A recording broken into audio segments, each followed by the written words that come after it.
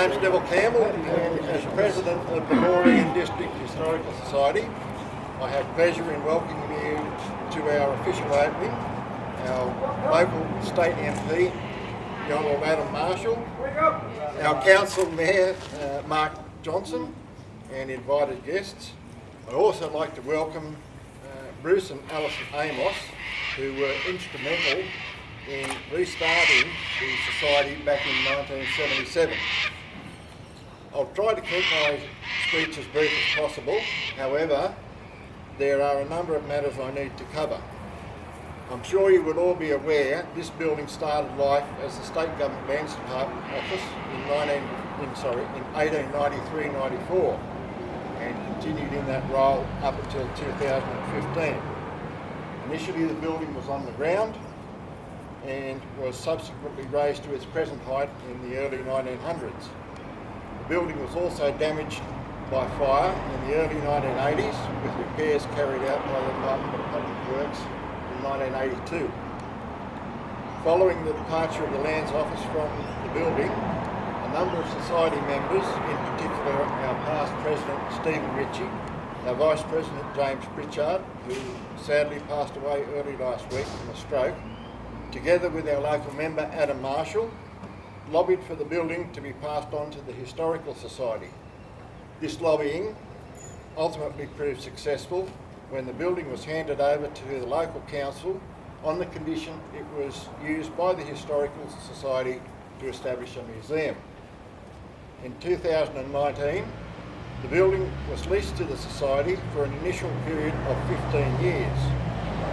Members quickly set about moving our goods and chattels in, with the ground floor being used to house our records and research sections, and the first floor to establish a museum dedicated to displaying the Moree District's historical treasures. Here I need to mention James Pritchard was a very active and enthusiastic member of the Society, carrying out research requests, helping set up the museum, general maintenance work, as well as the reconstruction of the stairs. He was particularly thrilled with the outcome of the stairs, and although not able to be here today, I'm sure he's here in spirit. James also generously donated his vast collection of model fire engines, together his collection of fire memorabilia.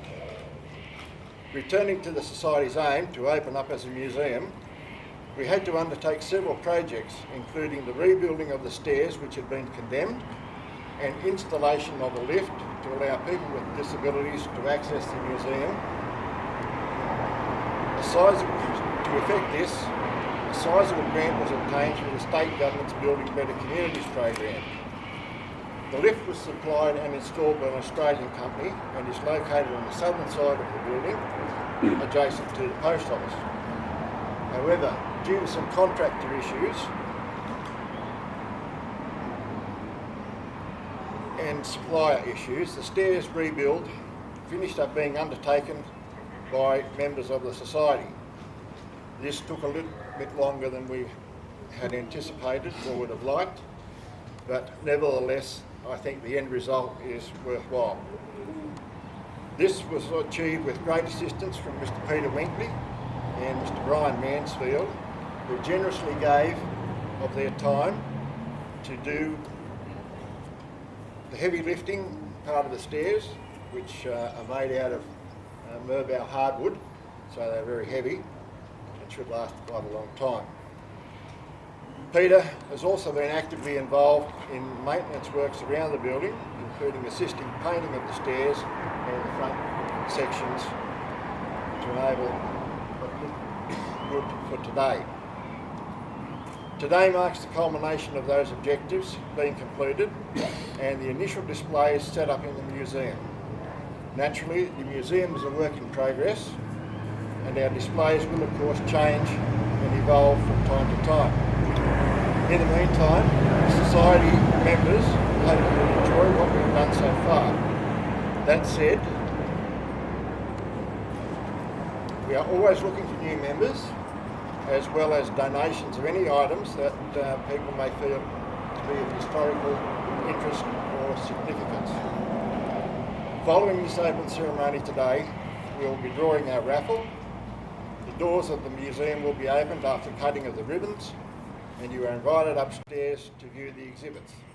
The lift will be in operation for those who may have an issue using the stairs. Also, the Society has a number of publications for sale, and of course donations will be gratefully received.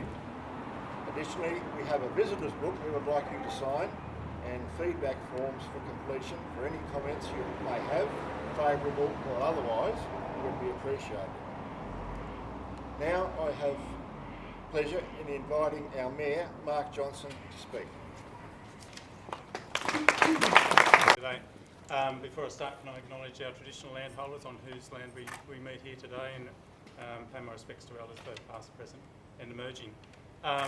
2 months ago, I think, Fred Pritchard rang me and said we need you to come and have a look at the old lands office. We're halfway through. We'd like to show you through as mayor. So I took up that invitation, and Jenny took me upstairs and downstairs and showed me all the exhibits. And as I was walking out, he said, "Now we just need to talk about money." So that's happening a bit these days. Look, what a magnificent building it is, and it's set in an area where we have lots of magnificent buildings. And I guess to the Historical Society, congratulations.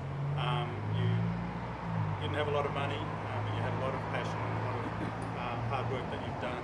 I'm really surprised the stairs got completed, given that you had Hunker and Winks involved. Every time I came across here, they were talking about rugby, but anyway, you got through it. Look, it is, as Mayor, this is a lovely occasion to be involved in, where we see old buildings where locals have taken the initiative and worked hard to bring it back to its former life. And what a wonderful place we have now to celebrate our history. And as Mayor and on behalf of the Council, I thank the Historical Society for all of their work. And a lot of the projects around Moree we have because of our outgoing local member, Adam Marshall. So we do thank you, Adam, on behalf of the town and the Society. Thank you so much, and welcome you to the pulpit to have a chat. Thank you, Mark. Thank you, Neville, Jenny. To each and every one of you, thank you very much for being here today. It is a huge honour, I mean that sincerely, to be here at the conclusion of what seems like it's been years, it seems almost like decades since we had those discussions about what we would do with this building. In addition to those that have been mentioned, I do want to acknowledge our former Mayor, Katrina Humphreys, and her husband, Greg, because the story of the transfer of this building back into community hands from the Lands Department didn't happen by accident. And Neville was right in his description about those individuals that were involved. Stephen Ritchie, as the then president, drove that very hard, as you know. A very passionate man, a very dogged man, just like his days on the footy field, where people at Dyra are still cringing when you mention his name. Bit of this. But to Katrina and Lester Rogers in his absence, I want to acknowledge and say a big thank you, because we wouldn't be here today without Council putting up its hand to actually take the building on. At the time, unfortunately, the government policy was that the building couldn't be handed straight from the state government to a community organisation like the Historical Society.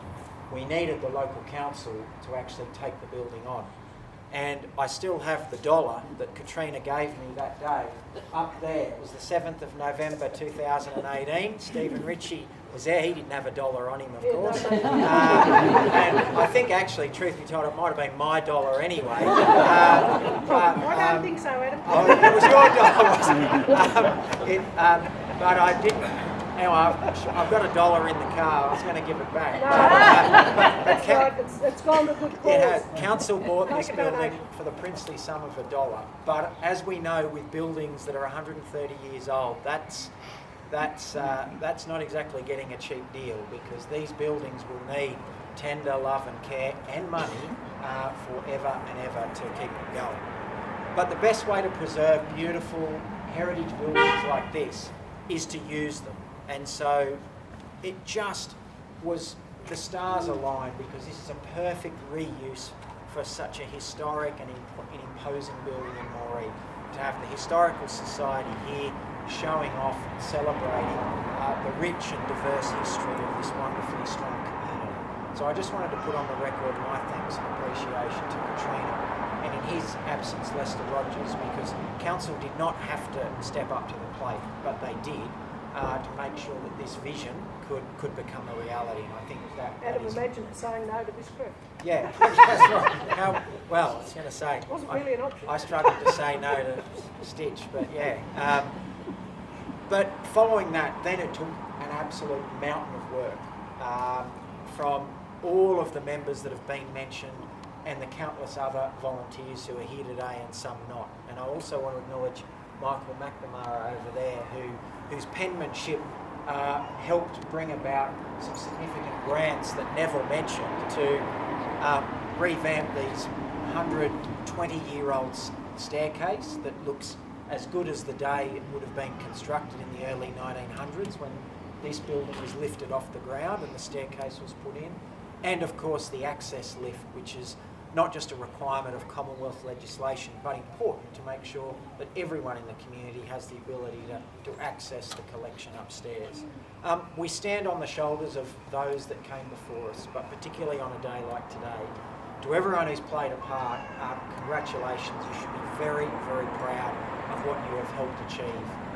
I know for the very small part that I was involved, I'm very proud, and every time I drive past this building, I think of those robust discussions in my office many, many years ago, and the very positive discussions with council to make it happen. Well done, and I think this building is now not only going to be used well, visited hugely, but it's in safe hands. And it's 132 years old, I think, and hopefully it'll still be here in another 132.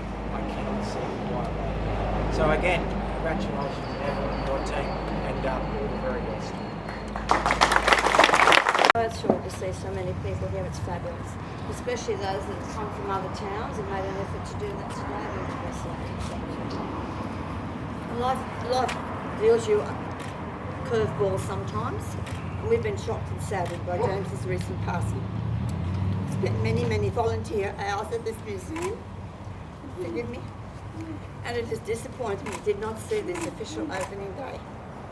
One idea he had was to open each section of the stairs because we're just so proud of this staircase and how beautiful it looks now, due to the hundreds of hours put in by three men in particular, Neville and Peter and Brian. They've done a magnificent job. I think they deserve a big clap.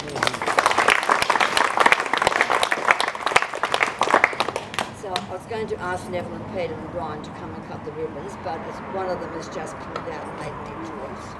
So if Peter and Brian would like to come up and share this one with me, please. Excuse me. You ready? 1, 2, 3, go. Thank you. All right, what's next?